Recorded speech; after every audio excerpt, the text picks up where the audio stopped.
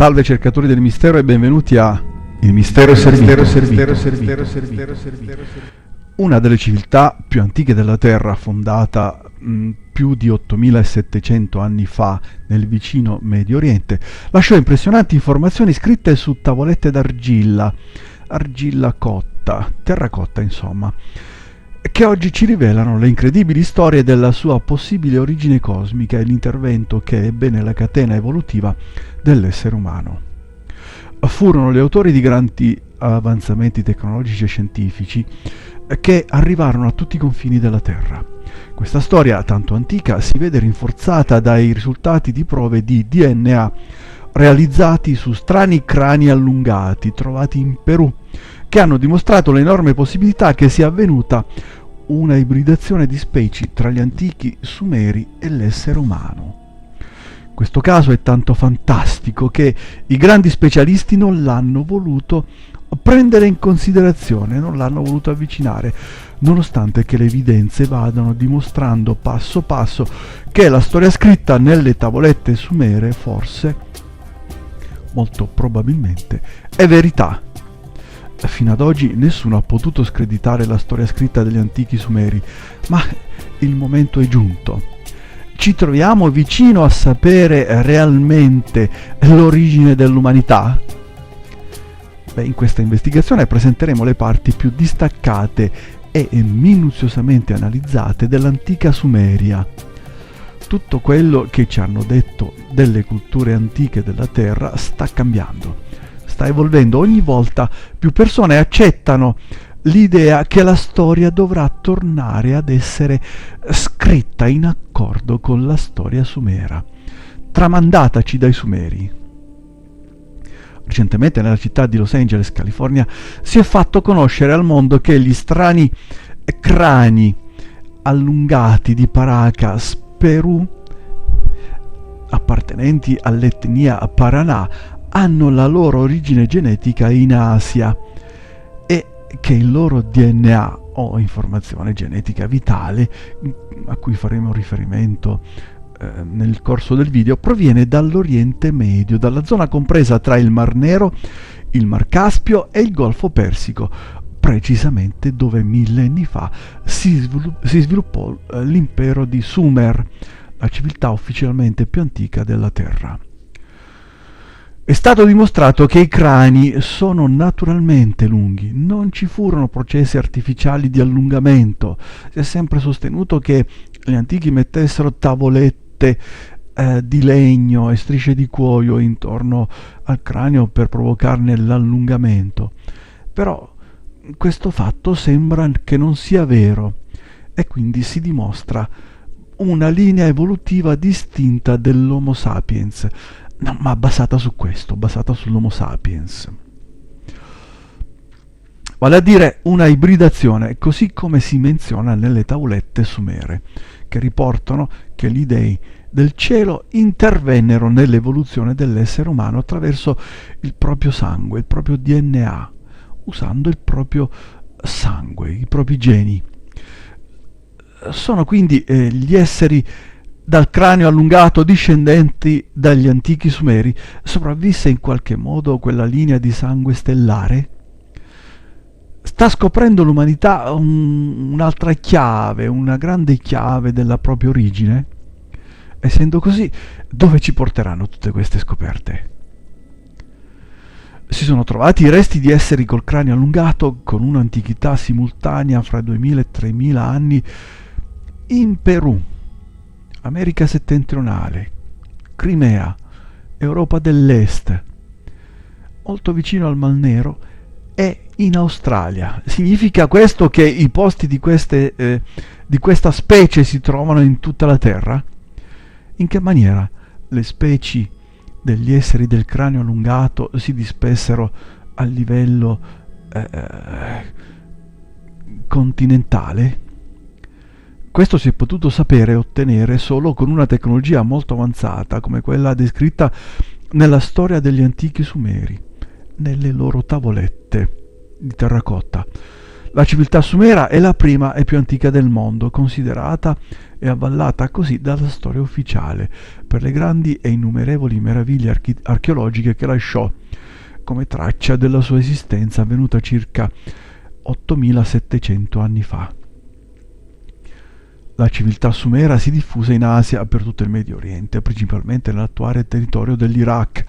Le vestigia più importanti del loro splendore si trovano fra le pianure alluvionali del Tigri e l'Eufrate, raggiungendo un impressionante livello di sviluppo già a metà del VII millennio prima di Cristo. Dal 1841 molti studiosi hanno dedicato vite intere al chiarimento della provenienza degli abitanti di questa antica civiltà, arrivando a questo risultato. Arrivarono da un nucleo umano sconosciuto che abitò l'Asia medio-centrale e scomparve più di 12.000 anni fa. Chiusura della citazione. In conclusione, però, non si sa nulla sull'origine degli abitanti o fondatori. Proprio gli antichi Sumeri hanno dato risposta alle domande sulle loro origini attraverso le tavolette di argilla. I loro documenti storici più importanti, equivalenti a libri odierni, sono stati trovati più di 36.000 pezzi. Questi blocchi di terracotta furono realizzati a decine di migliaia, contengono una complessa e minuziosa scrittura in forma di cunei. Ogni pezzo contiene conoscenze specialistiche di matematica, astronomia, computo del tempo, medicina, educazione, leggi e diritti umani, scienze della Terra come climatologia, geologia, fenomeni fisici e reazioni chimiche, poesia, letteratura e perfino reports di vita quotidiana. Bisogna dire che la loro decodifica è costata più di 170 anni di lavoro instancabile da parte di epigrafisti, archeologi, storiografi ed esperti in lingue morte. Nelle celebri tavolette sumere si narra che i primi esseri avanzati della Terra discesero dal cielo 432.000 anni prima del diluvio, arrivando da un 12° pianeta che fa parte del nostro sistema solare, secondo le loro conoscenze, e fondarono qui sulla Terra la casa lontana da casa. Si pensa attualmente invece che il 12° pianeta menzionato in queste iscrizioni potesse appartenere ad un sistema planetario diverso dal nostro, uno più lontano. Fino ad ora la civiltà sumera è l'unico mondo che ha dato riferimenti tanto precisi sulle loro origini. Gli antichi Sumeri provenivano da fuori dalla Terra, dal 12° pianeta chiamato Nibiru, secondo le storie di queste tavolette d'argilla, affermando di avere viaggiato attraverso il sistema solare. Esisterà qualche riscontro a queste informazioni? Probabilmente le prove archeologiche potrebbero essere costituite dalle incisioni su diversi sigilli cilindrici che ritraggono brevi paesaggi stellari o passaggi stellari. Particolarmente rilevante è quello in cui appare un sistema solare con 12 pianeti, una scena mitologica in cui si vedono personaggi misteriosi in abiti cerimoniali. Ma a maggiore evidenza della loro conoscenza dei pianeti del sistema solare è la tavoletta di Giove, che ha sorpreso molti scienziati. Si tratta di 4 frammenti di un blocco di argilla con più di 2000 anni di antichità, una raccolta in cui si dettagliano con estrema precisione i movimenti del pianeta Giove, le sue sequenze orbitali e le sue posizioni visibili dalla Terra. Sembra come se avessero osservato insistentemente il colosso del sistema solare. Tutti questi calcoli furono realizzati attraverso metodi geometrici basati in un trapezoide. I calcoli abbracciano un periodo di 60 giorni, cominciando il giorno in cui Giove appare nel cielo. Si sa che queste sequenze orbitali coincidono con i movimenti e le posizioni che aveva Giove più di 8000 anni fa. La rivista New Scientist affermò che calcolando l'area delimitata dal trapezoide, gli astronomi babilonesi potevano sapere in che punto del firmamento si sarebbe trovato il pianeta, usando la relazione che esiste fra velocità e spostamento. La cosa più rilevante di questa decodifica ha attirato l'attenzione dell'Università Humboldt di Berlino, la stessa che oggi sostiene la validità di questi calcoli straordinari. In modo similare, nelle tavolette sumere si impiega la geometria per rappresentare la dimensione del tempo. Questo è stato definito come una raffinata descrizione matematica di fenomeni astronomici. Grazie a questi dati si pensa che conoscessero il sistema solare dettagliatamente. Ma potevano realizzare viaggi attraverso il sistema solare? Attraverso lo spazio? Qui presentiamo una serie di evidenze più sconcertanti degli antichi Sumeri. Esiste un artefatto di provenienza sumera, antica più di 5.000 anni, realmente al di fuori di ogni contesto logico. Si tratta di un piccolo disco di argilla che contiene rotte e calcoli di volo, che fu realizzato per rappresentare una rotta aerospaziale. Il pezzo fu trovato più di 150 anni fa in un sito archeologico dell'antica Mesopotamia, oggi Iraq. È stato debitamente datato e decifrato dai più grandi esperti sumerologi del mondo. È stato catalogato come un planisfero o mappa astronomica con delle caratteristiche spaziali. La rivista scientifica Archaeology Odyssey pubblicò che il sito di argilla contiene 8 settori incisi, 4 su una faccia e 4 sull'altra.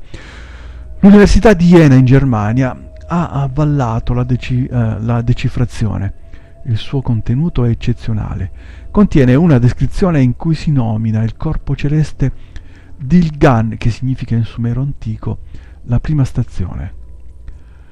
Vengono identificati i cieli settentrionali del pianeta Terra. Appare un corpo celeste chiamato Apin, che corrisponde al pianeta Marte.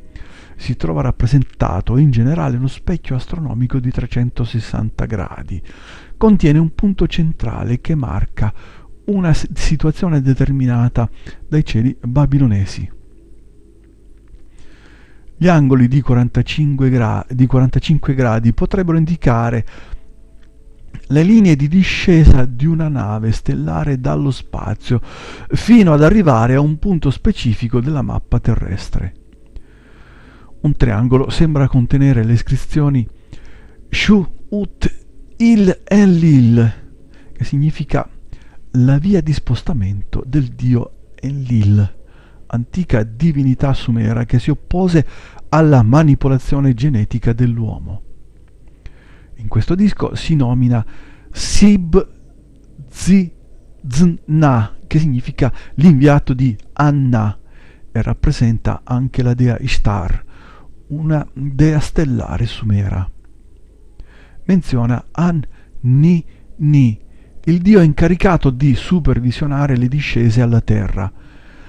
Marca perfettamente i posti stabiliti per salite e discese tra la terra e il cielo. Inoltre contiene più di 12 formule matematiche. La straordinaria reliquia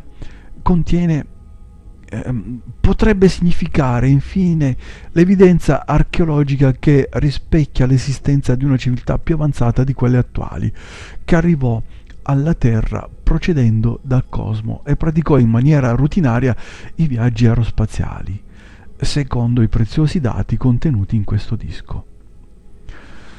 Le domande sono: perché? Durante quanto tempo si realizzarono questi tipi di viaggi più di 5.000 anni fa?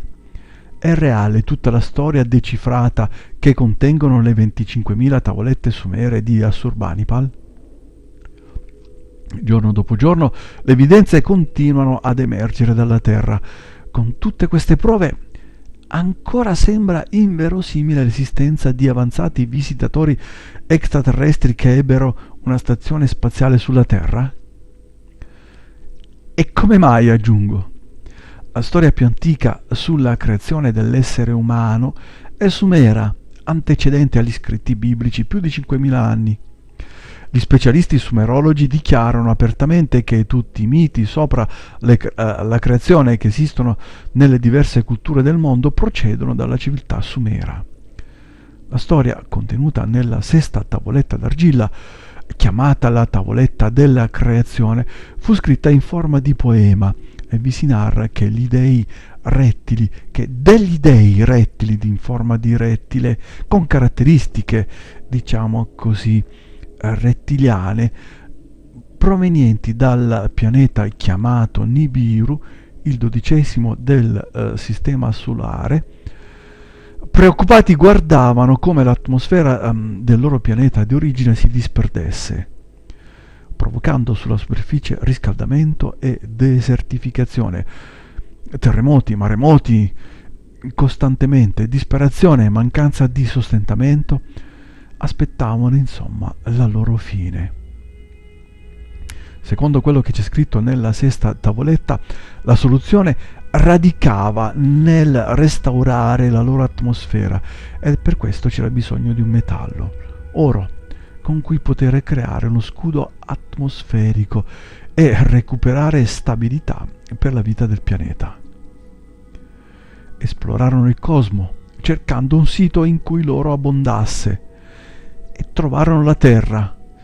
Fu la meta della loro ricerca, con le loro più poderose tecnologie spaziali e aprendosi un cammino fra migliaia di frammenti di roccia disseminati nello spazio, arrivarono alla Terra, arrivarono qui e si diedero all'estrazione del prezioso metallo. Secondo quello che c'è scritto in questa tavoletta, le quantità d'oro non arrivavano a sufficienza, per cui uno dei principali capi, chiamato Ea Enki, signore della Terra, il più intelligente di quella razza extrasolare, denominata Anunnaki, dopo aver studiato quello che c'era sulla Terra, trovò una soluzione per accelerare l'estrazione del minerale. Si narra nelle iscrizioni che Enki, il dio rettile della vita, trovò in Africa, da lui chiamata Apsu, un essere simile a se stesso in forma fisica che poteva essere geneticamente modificato, però le loro leggi proibivano la schiavitù e la creazione di altri esseri, secondo quello che c'è scritto.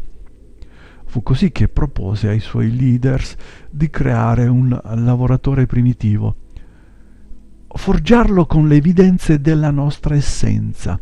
L'essere di cui abbiamo bisogno esiste già. Esistono creature nell'Apsu che camminano eretti sopra due gambe, vivono fra gli animali della foresta, non sanno vestirsi, mangiano piante con la bocca, bevono acqua dai laghi e dai fossati, hanno il corpo peloso, ricorda molto un gorilla, vero? La capigliatura della testa li fa somigliare a un leone. Secondo quello che c'è scritto nella sesta tavoletta d'argilla, i leaders ascoltarono le parole di Enki con sorpresa.